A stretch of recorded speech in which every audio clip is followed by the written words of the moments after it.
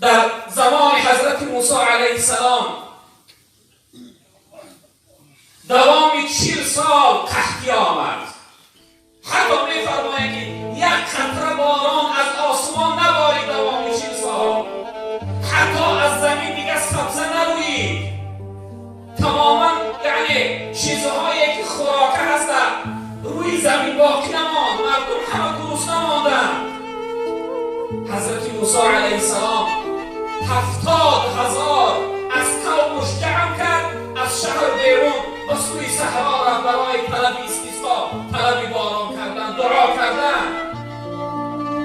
از شهر بیرون رفت، تمام مردم فرمود دستا را برداره، همه دعا کنه تا اینکه الله رب العالمین به حال ما رحم کنه و ما را از این مرگ و گرسنگی نجات بدهد.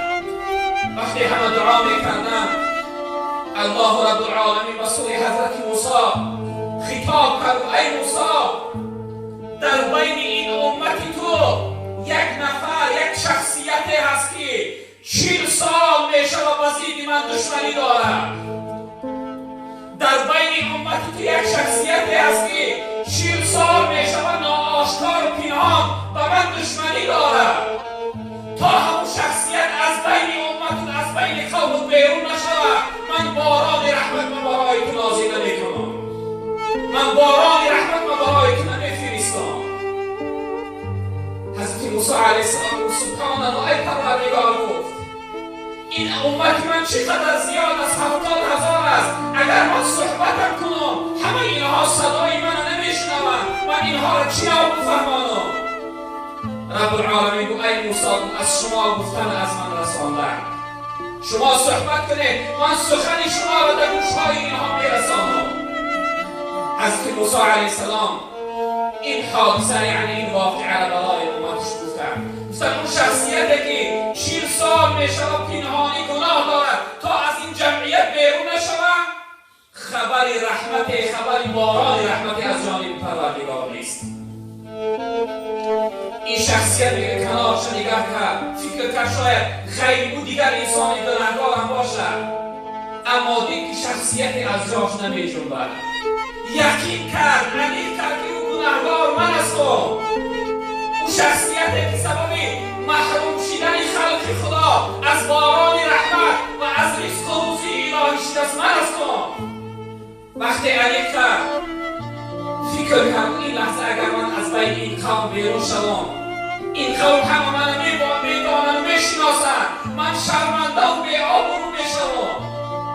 اگر از بین این قوم بیرون نشوم، این 70,000 انسان از گرسنگی و تشنگی همه هلاک میشوم و میمیرند. در خواب میگه به دل خاص کرد، به دل خاص کرد ای الله رب العالمین، اگر این لحظه من شرمنده و بی‌آبرو نگردانی، من نزدیک توبه کردم، از تو عذر میپرسم، بخشش میپرسم. ای الله اگر این لحظه من بی‌آبرو نکنی، من نزد توبه کردم، با تو عهد میکنم که بعد از این من دیگر گناه نمیکنم، بعد از این من با تو دیگر دشمنی ندارم، دشمنی نمیورزم. این لحظه بود که میگه یک پارچه ابر در آسمان پیدا شد و با بالای این مردم آمد و باران سر کرد. وقتی که باران سر کرد، از که موسی علیه السلام گفت سبحان الله، شخصیتی از بین قوم من بیرون نشید. ای الله شما گفته تا امت بیرون نشود گناهکار، باران رحمت نیست.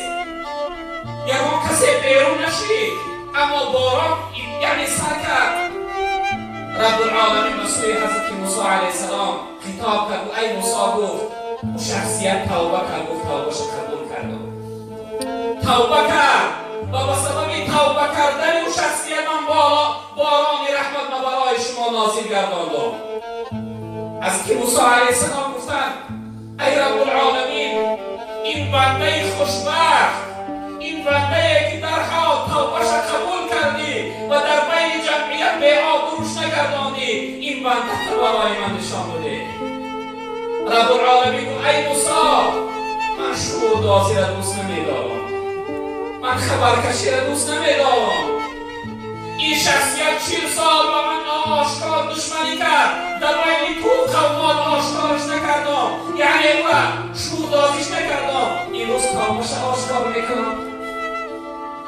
ای موسی گو من هرگز را آشکار نمیکنم. یعنی برادران عزیز بزرگوار، گناه یک شخصیت سبب قحطی و بی‌برکتی جامعه دور و زمان حضرت موسی علیه السلام شد.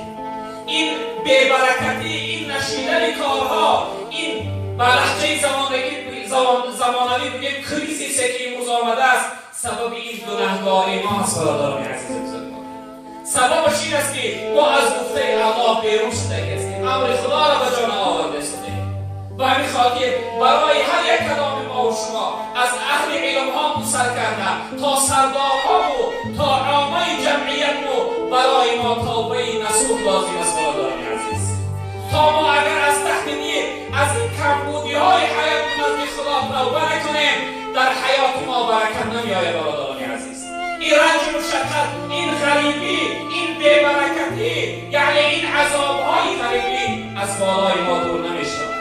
اگر ما برکت حیات بخواهیم، بخت و سعادت دنیا و آخرت بخواهیم، برای ما لازم است برادران عزیز بزرگوار که توبه نصوح